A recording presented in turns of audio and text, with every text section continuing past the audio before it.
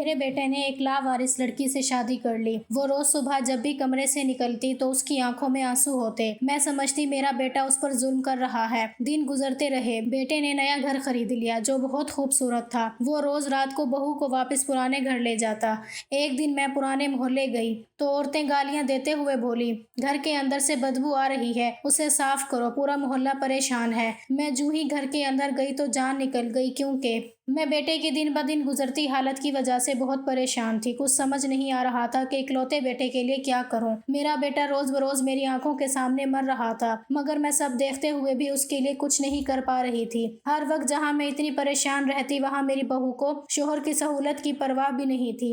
وہ اسے نارمل کہتی تھی۔ مجھے بڑا غصہ آتا، کیونکہ ایک تو وہ مجھے پسند نہیں تھی، اس کی وجہ یہ تھی کہ وہ مجھے اپنے بیٹے کے بالکل قابل نہیں لگتی تھی۔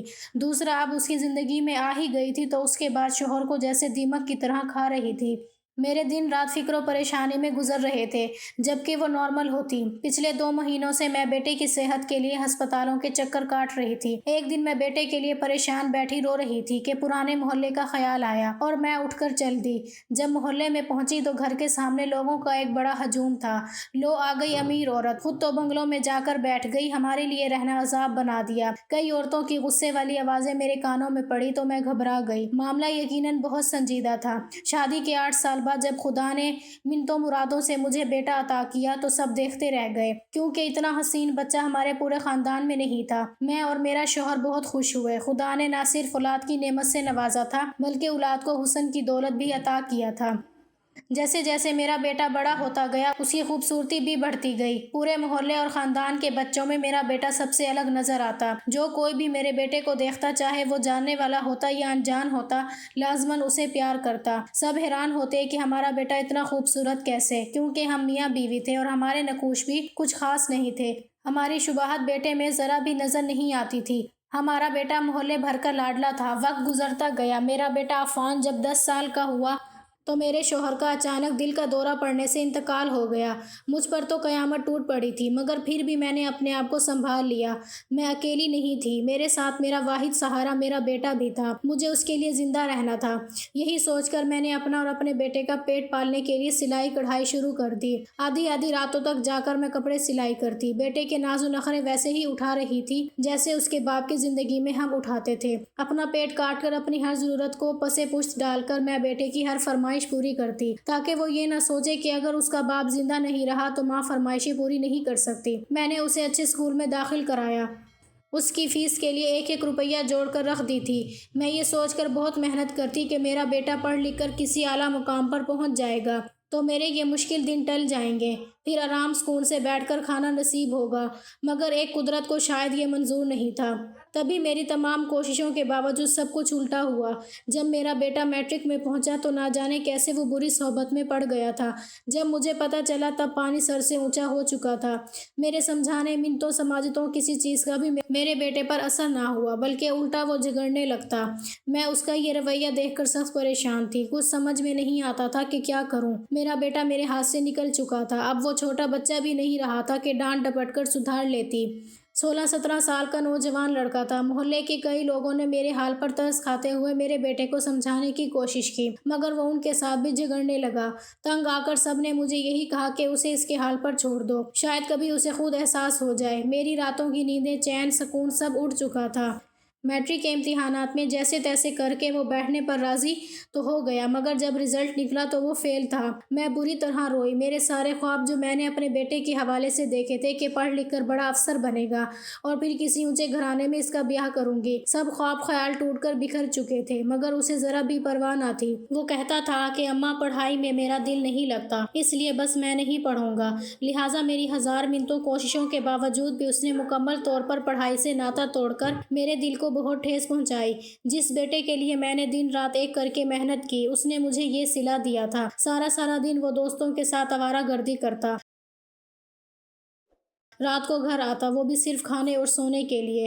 گھر کو اس نے کھانے اور سونے کا اڈا بنا لیا تھا۔ اگرچہ مجھے اندازہ تھا کہ وہ بری صحبت میں ہے تو اچھے کام تو نہیں کرتا ہوگا، مگر پھر بھی جب پہلی بار میں نے اسے اپنے کمرے میں سگریٹ نوشی کرتے دیکھا تو مجھے سخت دکھ ہوا اور میں بہت روئی اور پھر اسے سمجھانے کی کوشش کی تو وہ اتنا غصے میں آ گیا تھا، مجھ پر ہاتھ اٹھانے پر تل گیا تو میں نے اس دن کے بعد ڈر کے مارے چپ سادھ لی۔ محلے کے لوگ جب عفان کے بارے میں غلط باتیں کرتے، اسے آوارہ نشئی کہتے تو میرا دل بہت دکھتا، مگر کیا کر سکتی تھی، چپ رہتی۔ لوگ میرے پاس اس کی شکایتیں لے کر آتے، عفان اور اس کے دوستوں نے فلاں کو مارا، فلاں کے گھر سے چوری کی، کسی لڑکی کو چھیڑا، اسی طرح کے مختلف الزامات اس پر ہوتے۔ میں لوگوں کے آگے ہاتھ جوڑ لیتی کہ میں اس میں کچھ نہیں کر سکتی، اگرچہ وہ میرا بیٹا تو ہے مگر میرے ہاتھ سے نکل چکا ہے۔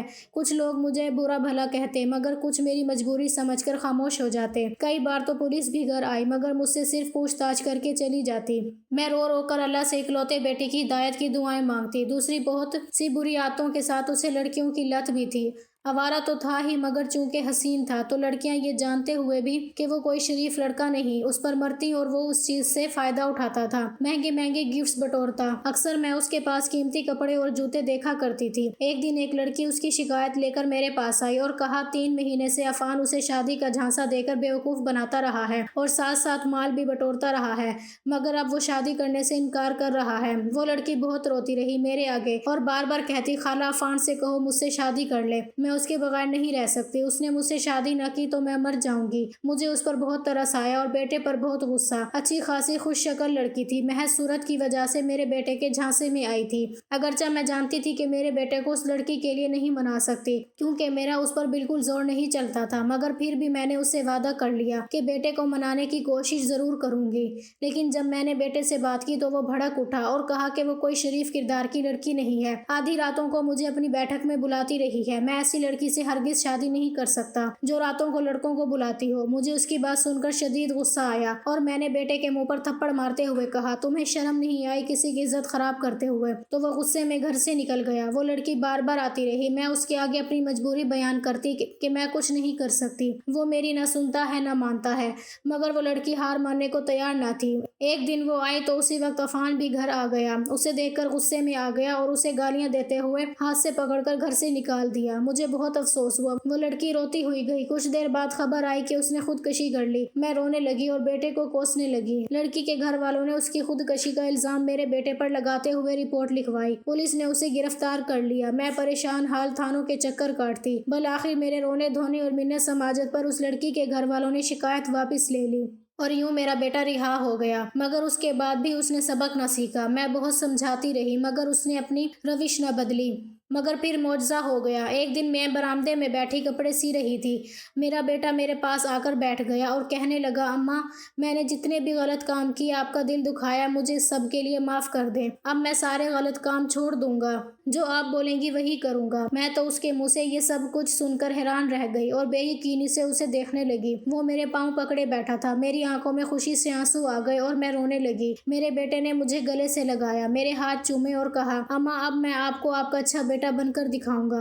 پھر اس کے بعد اس نے اپنا کہا کر دکھایا، وہ بالکل بدل گیا، صبح سویرے تیار ہو کر چلا جاتا اور شام کو واپس آتا۔ اس نے مجھے بتایا کہ اسے ایک بہت بڑی کمپنی میں اچھی پوسٹ پر نوکری ملی ہے۔ میں حیران ہوئی کہ بنا ڈگری کے نوکری کیسے مل سکتی ہے، تو اس نے بتایا کہ ایک بار وہ رات کو سڑک پر گھوم رہا تھا، ایک بڑی گاڑی وہاں سے گزر رہی تھی تو کچھ ڈاکوؤں نے اسے گاڑی والے کو روک کر لوٹا اور گولی مار دی۔ وہ آدمی تڑپ رہا تھا تو میرے بیٹے نے فوراً اسے ہسپتال پہنچایا، بروقت ہسپتال لانے پر اس آدمی کی جان بچ گئی۔ وہ شخص بہت امیر تھا، اس نے اپنی جان بچانے کی عوض میرے بیٹے کو نوکری پر رکھ لیا تھا، یہ جانتے ہوئے بھی کہ وہ میٹرک فیل ہے۔ بیٹے کے منہ سے سارا واقعہ سن کر میں اس آدمی کو دعائیں دینے لگی جو ہماری زندگی میں فرشتہ بن کر آیا تھا۔ اب میرا بیٹا شریف انسان کی طرح رہنے لگا تھا، تمام برے دوستوں کی کمپنی بھی اس نے چھوڑ دی تھی، آہستہ آہستہ ہمارے گھر میں خوشحالی آنے لگی تھی۔ بیٹا ہر مہینے پیسوں کی ایک بڑی گدی مجھے دیا کرتا تھا۔ پہلے محلے میں جو گھر سب سے زیادہ غریب تھا وہ گھر ہمارا تھا، اب جو گھر سب سے اچھی حالت میں تھا وہ ہمارا تھا۔ محلے والے بھی اس کایا پلٹ پر حیران تھے، کچھ لوگ کہتے تھے اچھا ہے سدھر گیا، بیچاری ماں کی ٹینشن بھی ختم ہوئی، مگر کچھ لوگ بولتے تھے کسی کا دماغ خراب ہے جو اس میٹرک فیل کو نوکری پر رکھ لے، یقیناً یہ کوئی غیر قانونی کام کرتا ہے۔ میں ان کی باتوں کی پرواہ نہ کرتی چونکہ مجھے یقین تھا کہ میرا بیٹا تمام برے کام چھوڑ چکا ہے۔ بیٹا سدھرا، گھر میں خوشحالی آئی، دولت آئی تو وہ لوگ جو پہلے اسے دوبارہ کہتے اب خود اپنی بیٹیوں کے رشتے لے کر آنے لگے۔ ان میں سے کئی اچھے اچھے گھرانوں کے رشتے بھی تھے۔ میری خواہش تھی کہ جیسا چاند جیسا میرا بیٹا ہے ویسی ہی چاند جیسی بیٹے کی ٹکر کی بہو لاؤں۔ اسی لیے میں مختلف رشتے والیوں کے تھرو گھروں میں جا کر لڑکیاں دیکھ رہی تھی۔ کئی خوبصورت اور پڑھی لکھی لڑکیاں بھی دیکھی، مگر جس طرح کی خوبصورت بہو میں چاہتی تھی ویسی مجھے مل نہیں رہی تھی۔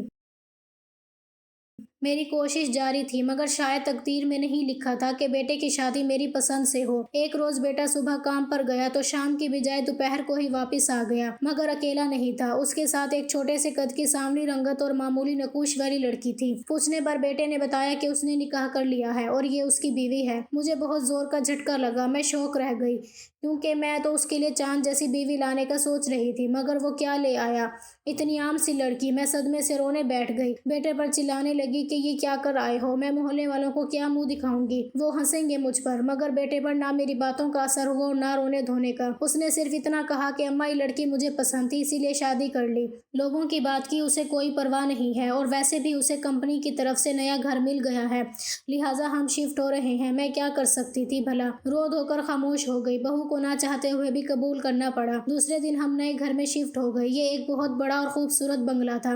میری آنکھیں پھٹی کی پھٹی رہ گئیں۔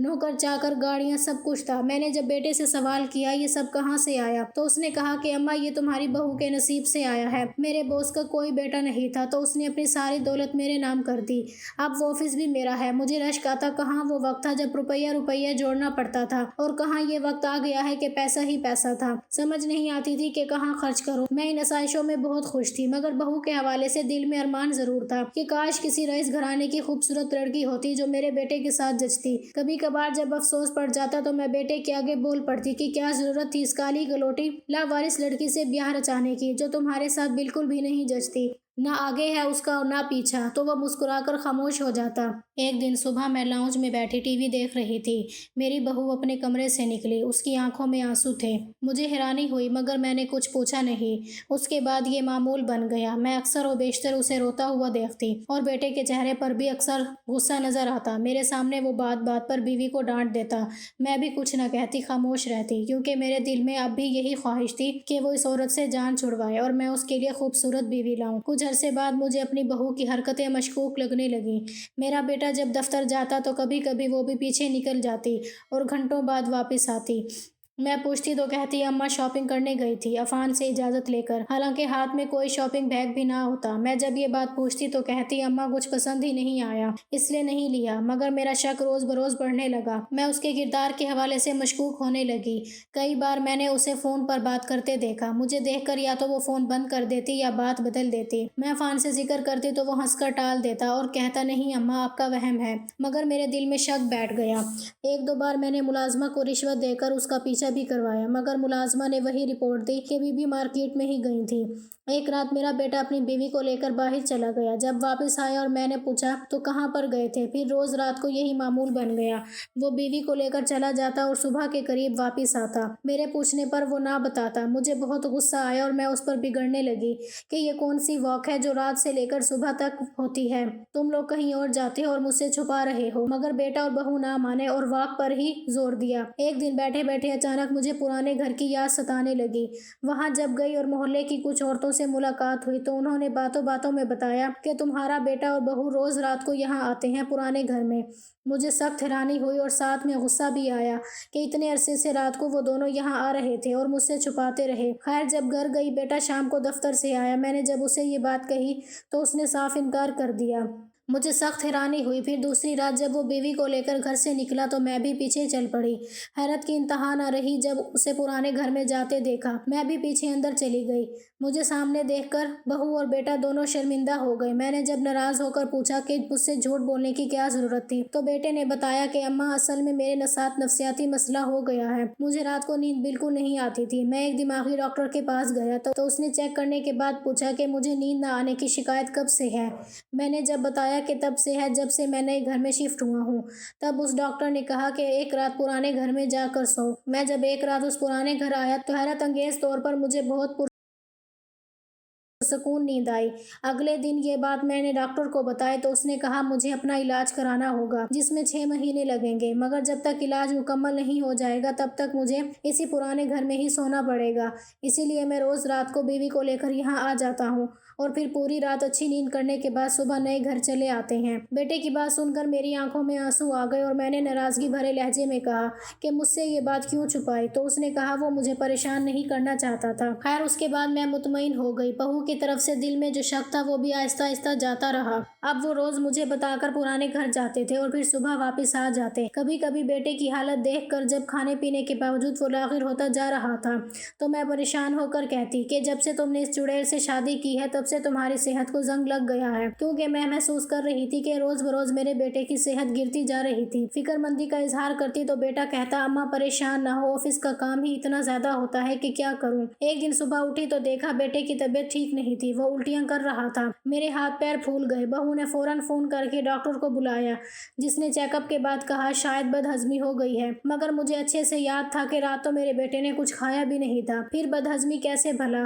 پچھلے کچھ ٹائم سے میرا بیٹا برائے نام کھا رہا تھا۔ میں اور میری بہو اس کی پسند کی مختلف ڈشز بنا کر اس کے سامنے رکھتی اور اصرار کرتی کہ کھاؤ، مگر وہ چند لقمے لے کر پیچھے ہٹ جاتا۔ میں دکھ سے دیکھتی رہتی کیونکہ میرا بیٹا بچپن سے ہی کافی خوش خوراک تھا، مگر اب جیسے زندہ رہنے کے لیے برائے نام کھانے لگا تھا۔ خیر اس دن وہ سارا دن بستر پر پڑا رہا۔ میں اور میری بہو تھوڑا بہت کھلانے کی کوشش کرتی رہی۔ شام کو حیرت انگیز طور پر وہ ٹھیک ہو کر اٹھ بیٹھا اور بیوی کو لے کر پرانے گھر چلا گیا۔ حالانکہ میں نے بہت منتیں کی کہ وہاں نہ جاؤ، تمہاری طبیعت ٹھیک نہیں، یہیں سونے کی کوشش کرو، مگر اس نے میری ایک نہ سنی۔ پھر ہر دوسرے دن اس کی طبیعت خراب رہنے لگی۔ ایک دن ضد کر کے میں اسے ہاسپٹل لے گئی، وہاں ڈاکٹرز کو دکھایا، کئی مہنگے ٹیسٹ ہوئے، مگر رپورٹس بالکل کلیئر آئیں۔ جو اس کی حالت تھی اس سے لگتا تھا کہ وہ کسی بیماری میں مبتلا ہے، مگر بڑے بڑے ڈاکٹرز کو دکھانے کے باوجود کوئی مرض بھی تشخیص نہ ہو سکا۔ میں بہت پریشان رہنے لگی تھی، مگر میری بہو کے چہرے پر پریشانی نام کی کوئی چیز دکھائی نہ دیتی۔ وہ اکثر مجھے کہتی اماں خواہ میں پریشان ہوتی ہیں، اسے مختلف ڈاکٹرز کے پاس لے کر جاتی ہیں،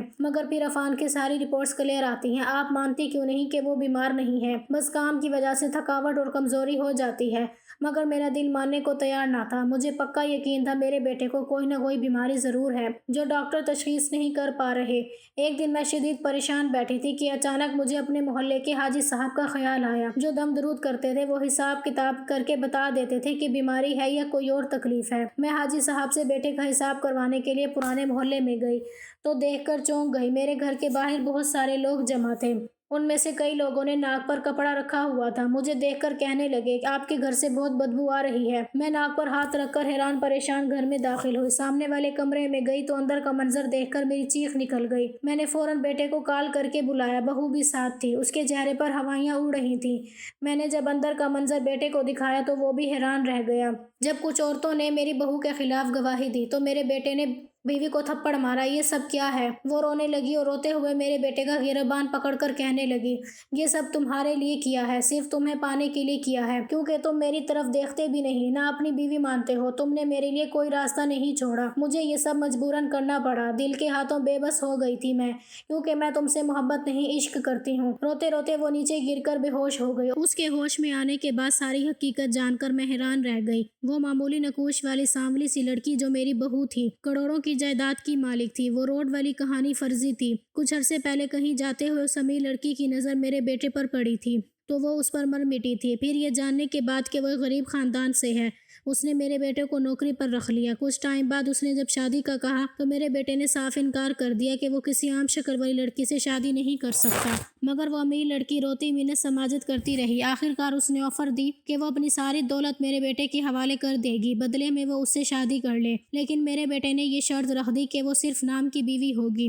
حقیقت میں ان کا تعلق اصلی میاں بیوی والا نہیں ہوگا۔ وہ لڑکی نہ چاہتے ہوئے بھی اس شرط پر راضی ہو گئی، مگر شادی کے بعد جب میرا بیٹا اس سے دور دور رہتا تو وہ روتی، اس لیے غصے میں آ کر وہ اس پر ہاتھ اٹھاتا۔ پھر کسی نے میری بہو کو ترغیب دی کہ تعویذ وغیرہ سے وہ اپنے شوہر کو اپنی جانب مائل کر سکتی ہے۔ اس سلسلے میں وہ ایک کالے جادو کے ماہر شخص سے ملی جس نے کوئی منتر اور جادو پڑھے، جس سے میرے بیٹے کی نیند اور صحت دونوں ختم ہونے لگی۔ تب میری بہو نے اسے ایک دماغ کے ڈاکٹر کے پاس لے گئی۔ ڈاکٹر کو اس نے پہلے ہی سمجھا دیا تھا، لہٰذا اس ڈاکٹر نے میرے بیٹے سے رات پرانے گھر میں سونے کا کہا، چونکہ میری بہو ویسا چاہتی تھی۔ دراصل اسے جادوگر کی ہدایت پر کوئی کالا عمل کرنا تھا۔ ایک تو اس گھر میں میری موجودگی میں ممکن نہیں تھا، دوسرا وہ عمل بھی ایسے گھر میں ہونے کی شرط تھی جہاں میرے بیٹے نے اپنا بچپن گزارا ہو۔ لہٰذا رات کو جب وہ اس گھر میں جاتے، میری بہو کچھ پڑھ کر اسے سلا دیتی، اس کے بعد شیطانی عمل کرتی جو علوم اور کتوں کے گوشت اور ہڈیوں پر ہوتے تھے۔ عمل کرنے کے بعد وہ سب چیزیں اٹھا کر اسٹور روم میں چھپا دیتی تھی اور کوئی سپرے کر دیتی تھی جس سے بدبو نہیں آتی تھی۔ مگر 3 دن پہلے جب اس نے عمل کیا تو ان سب چیزوں پر سپرے کرنا بھول گئے۔ گھر آنے کے بعد میرے بیٹے کی حالت بگڑ گئی اور 2 دن وہ مسلسل بے ہوش رہا اور اس کی بیوی کو پھر عمل کرنے کے لیے اس پرانے گھر لے جانے کا موقع نہیں مل سکا، اور پھر ان حرام چیزوں سے سڑی ہوئی بدبو پیدا ہو کر پورے گھر اور پورے محلے میں پھیلی۔ تو لوگوں کو پتہ چلا۔ بہو کے اعترافات سن کر میں اسی وقت بیٹے کو لیے پرانے گھر آ گئی اور بہو سے کہا کہ اپنی دولت جائیداد سب اسے ہی مبارک ہو، میں اپنا بیٹا اب اس کے حوالے نہیں کروں گی۔ پھر مختلف پیروں فقیروں سے کالے جادو کا توڑ کروانے کے بعد میرے بیٹے پر اثر ختم ہوا اور وہ بالکل ٹھیک ہو گیا۔ بیوی کو طلاق دے دی اور مجھ سے معافی مانگ لی کہ میں لالچ میں آ گیا تھا۔ پھر میں نے اپنی پسند سے اس کی شادی کروائی۔ یہ بہو بہت نیک اور فرما بردار ہے، دونوں کے درمیان مثالی محبت ہے۔